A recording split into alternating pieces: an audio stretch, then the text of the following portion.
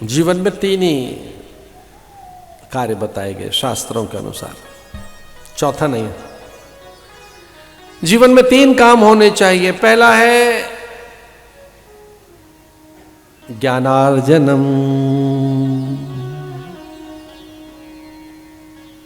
मनुष्य अगर है तो मनुष्य पहला एक काम करे, ज्ञानार्जनम। मनुष्य ज्ञान अर्जित करे, विज्ञान से परिचित हो। वो भौतिकीय विज्ञान क्या, रसायन विज्ञान क्या, पदार्थ का विज्ञान क्या, अभियांत्रिकी ज्ञान क्या, चिकित्सा और मनोविज्ञान क्या, तो वह अपनी योग्यता जगाए और ज्ञानार्जन करे। मनुष्य को यह उपदेश है कि वो पहले ज्ञान का अर्जन करे, साहित्य का, संस्कृति का, विद्या प्राप्ति करे। विद्या से ही उसमें पूर्णता आएगी।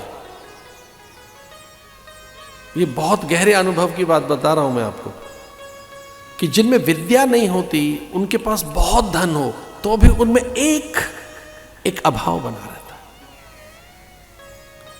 बहुत धन आ जाने के बाद, बड़ी संपदा, बड़ा पद मिल जाने के बाद, बड़ी प्रतिष्ठा मिल जाने के बाद भी उसे पता होता है लैक ऑफ नॉलेज, जो एक लैकुना है, जो एक हल्की सी कमी है, जो एक रिक्तता है, ज्ञान की जो रिक्तता है, ज्ञान का जो अभाव है, उसे खटकता रहता है।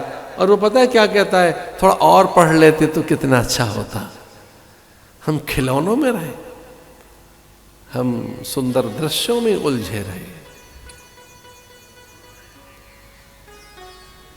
ये एक बहुत बड़ी रिक्तता उस व्यक्ति के पास रहती है जिसके पास ज्ञान नहीं है। जो ज्ञान है वो अलौकिकता को प्रकट करता है, जो ज्ञान है वो पूर्णता लाता है। ज्ञान हमारे अधूरेपन को, अभाव को, अल्पता को मिटाता है। यो वही भूमा तत्सुखम। शास्त्र कहता है जैसे ही ज्ञान आएगा, विद्या आएगी, तो आप में से अल्पता चली जाएगी, अभाव चला जाएगा। इसलिए सबसे पहले क्या करो, ज्ञानार्जनम। माता पिता से ज्ञान, महापुरुषों से, सत्पुरुषों से, ज्येष्ठ जनों से, उनसे जो अनुभवी हैं। इसलिए कहा गया कि जीवन में श्रोत्रिय ब्रह्मनिष्ठ महापुरुष की सन्निधि होनी चाहिए। आपके जीवन में श्रोत्रिय ब्रह्मनिष्ठ महापुरुष आए। इसलिए ज्ञानार्जनम। मनुष्य को तीन ही काम बताए गए। मनुष्य हैं हम, हमको तीन काम बताए। पहला ज्ञानार्जनम, ज्ञान अर्जित कर लो। दूसरा धनार्जनम, धन कमाओ। धन भी होना चाहिए, आपके पास अर्थ की भी प्रचुरता हो, अर्थ भी हो। अगर ज्ञान आ गया है और धर्म आया है, विवेक आया है, सद्विचार आया है, तो अर्थ भी अच्छे तरह से ही आएगा। अर्थ पर भी नियंत्रण करने की आपको योग युक्तियां प्राप्त हो जाएंगी। तो पहला है ज्ञानार्जनम, दूसरा है धनार्जनम। और ज्ञान के बाद अगर धन आ गया है तो तीसरा एक और काम है, चौथा नहीं है। फिर तीसरा कौन सा है, पुण्यार्जनम। फिर सत्कर्म करो। पुण्यार्जनम, अर्जन शब्द यानी कमाओ। एक जगह तो ये धर्मार्जन शब्द आया, महाभारत में आया। अर्जन, अर्जन माने कमाई, धर्म की कमाई कर लो। एक जगह आया है मंत्रार्जनम, मंत्र का भी एक अर्जन कर लो। अरे अद्भुत बात बताए आपको, आत्मार्जनम, खुद को कमा लो। इसलिए कभी कभी महापुरुष ऐसा कहते हैं, थोड़ी नाम कमाई कर, थोड़ा नाम कमा। नाम की कमाई का अर्थ क्या हुआ, आध्यात्मिक अर्जन कर। जो अध्यात्म का अर्जन है, जो श्रेष्ठता का अर्जन माने कमाना। अर्जन क्या कहते हैं, कमाओ, श्रम के द्वारा कमाई, नाम कमाई, नाम को कमाओ, यानी वो भी एक कमाई तो है, एक बड़ी कमाई है।